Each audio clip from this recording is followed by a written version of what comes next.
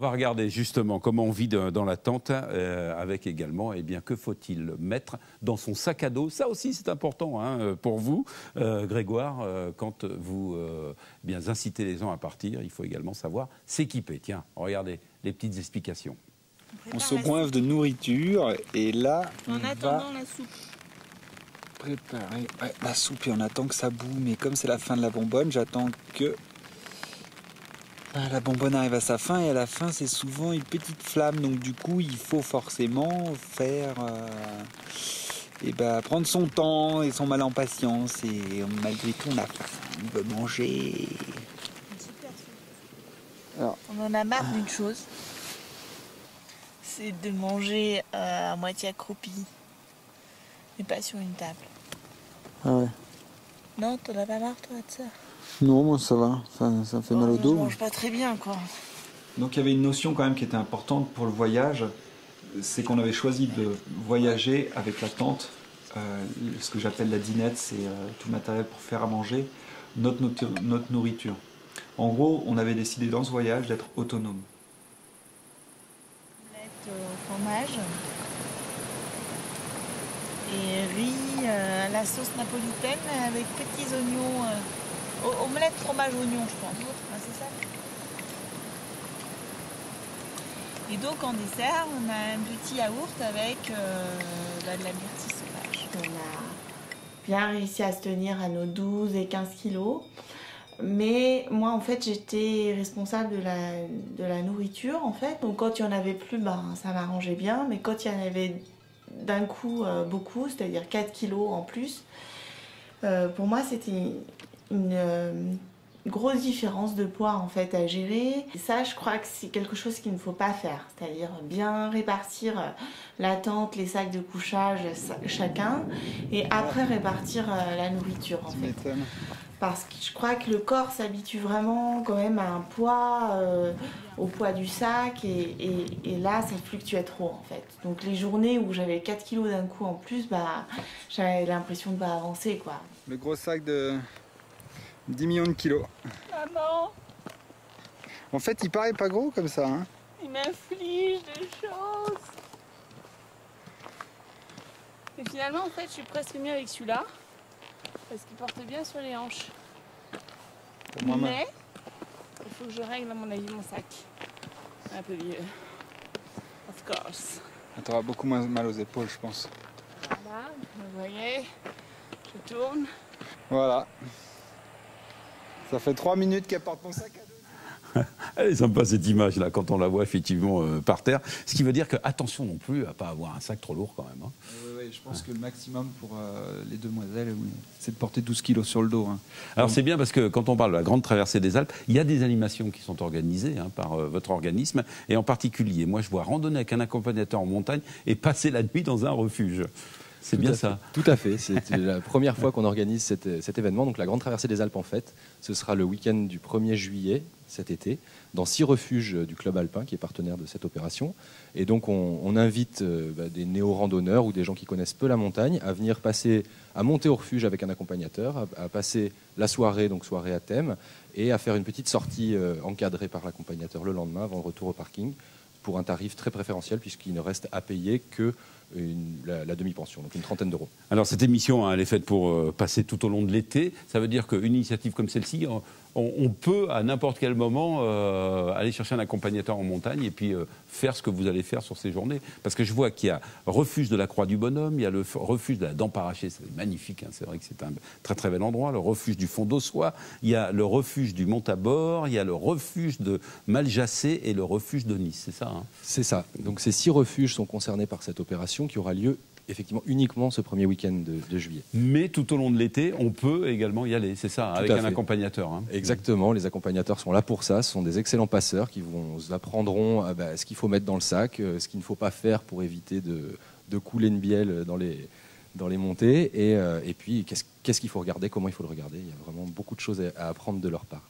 Allez, j'espère qu'on vous donne envie hein, d'aller comme ça et bien parcourir nos pays de Savoie et aller même jusqu'à la Méditerranée hein, en marchant tranquillement. Mais on peut également vous donner envie de faire du sport. Et ça, c'est votre spécialité, Philippe Delachenal. C'est vrai que vous aviez organisé ce trail. Il y avait combien de participants? Alors cette année, une cinquantaine. Ouais. Ce qui veut dire que c'est un maximum. Oui, ça commence. Pourquoi? Parce que c'est difficile. Parce que après, c'est trop difficile la gestion des gîtes et des refuges et que ça prend un autre esprit. On tient à garder avant tout un esprit très convivial. Ouais. Alors simplement un mot. Quand Raphaël nous dit, moi je l'ai fait en 28 jours, le trail lui se fait en 14 jours. Hein, c'est ça? Oui, mais il ne porte pas comme Raphaël a porté. Oui, d'accord. C'est très important. Ouais. Ils ont pratiquement rien sur le dos. Ils ont des sacs. Ils ont un minimum qui est obligatoire. Tiens, on le voit d'ailleurs. On voit les images là qui sont en train de passer. C'est intéressant parce qu'on voit que manifestement, il y a des petits sacs à dos, hein, c'est tout. Tout à fait. Il suffit simplement un minimum d'eau, de nourriture. Voilà, beaucoup boire, hein, c'est ça. Ouais. Oui, il faut boire beaucoup, bien sûr. Et puis il n'y a pas toujours d'eau en cours de route, surtout dans les Alpes du Sud. Et puis les vêtements obligatoires, le sifflet, enfin, tout ce qui est indispensable dans un sac pendant une course de jour. Alors, on ne court jamais la nuit. Il y a un film, hein, on voit certains extraits là qui passent. C'est un film de Denis Bois et c'est La montagne à bras le cœur. Je trouve ça très très beau. Et puis il y a une interview également du vainqueur hein, du trail, Guillaume Lenormand, qui lui a mis combien de temps à peu près? Enfin, c'est un cumul, c'est ça? Parce qu'il y a 14 jours, mais je pense que 65 heures environ. Voilà. Ce qui est quand même assez impressionnant. Et on va l'écouter, Guillaume Lenormand, vous allez voir ce qu'il nous dit à l'arrivée de cette épreuve.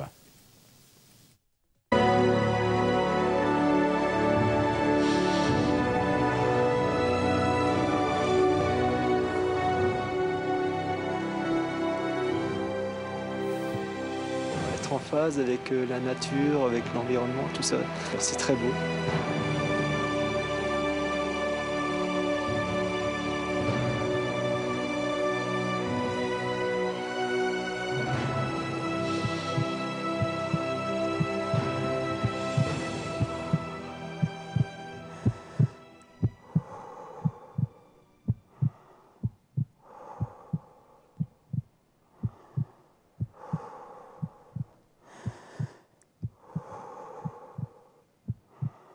Bravo Alexandre. C'est la Suisse jusqu'à Nice, c'est quand même exceptionnel, donc c'est bien de pouvoir faire tout ça presque d'une traite, quoi.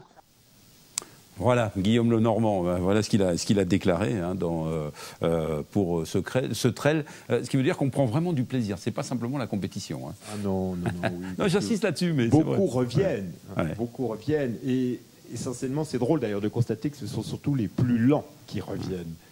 Pas forcément les plus rapides, parce que les plus rapides, ils ont d'autres objectifs ensuite, mais les plus lents qui, tous adorent les Alpes, mais peut-être que les plus lents veulent revenir parce qu'ils apprécient cette organisation aussi que nous leur donnons. Hein, le fait de porter les bagages, le fait d'être quand même logé tous les soirs dans des gîtes et autres, on réserve tout, on s'occupe de tout, on les soigne, on les bichonne, on les masse, etc. C'est important aussi cela. Grégoire, comment vous situez-vous face aux compétiteurs ? C'est pareil. Je trouve très intéressant ce qu'on voit très bien dans le film de Denis Bois, c'est les motivations de ces gens. Ouais. Finalement, elles sont très proches de celles des randonneurs. Alors c'est vrai que c'est deux mondes, c'est deux cultures et qui se croisent des fois. C'est un peu difficile quand les coureurs voient passer des gens avec des gros sacs. On a des regards, de gens qui rigolent un peu, mais je trouve que les motivations de ces gens sont assez proches. On voit des coureurs qui disent mais le chronomètre c'est quoi? Finalement on s'en fiche. Regardez comme c'est beau, qu'est-ce qu'on s'éclate, mais finalement les randonneurs ils disent la même chose. On peut le faire à tout âge, hein, parce que je vois qu'il y a pas mal de personnes qui ont un certain âge. Hein, bien sûr, notre Werner Schweitzer qui malheureusement nous a quittés depuis, à 71 ans, il a fait sa 5e grande traversée des Alpes. Alors je crois qu'on va aller écouter le vétéran de la course, hein, c'est ça Grégoire ou pas? Raphaël, oui. Oui, on va bien voir, je crois que c'est ça, ouais. Allez, tout de suite, on va essayer de l'écouter pour peut-être vous inciter. Vous voyez, il a quel âge? 71? Il avait 71 ans. D'accord. Donc tout de suite, on va l'écouter, on va connaître ses impressions. Bon, juste avec un short, hein, puis un gel à la main, et je dépasse des badauds qui sont là avec leurs coquilles sur le dos, ils ont 25 kilos. Et je me dis, mais je ne suis pas sûr qu'ils éprouvent véritablement le plaisir que moi j'éprouve en étant pratiquement nudiste sur le sentier. Moi, sachant que je ne maîtrise pas du tout hein, la montagne, dans la mesure où je suis vraiment pas du tout alpiniste. Hein, je suis vraiment un randonneur, puissance 10 peut-être, mais pour moi, c'est vraiment le sentier. Je ne vais pas m'aventurer sur les cimes. Pour moi, ça ne m'intéresse pas du tout. Hein.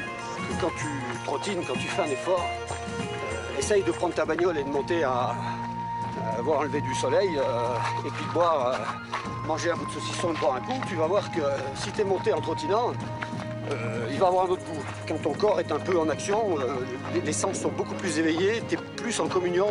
Moi, personnellement, je ressens ça. Je ressens la nature davantage.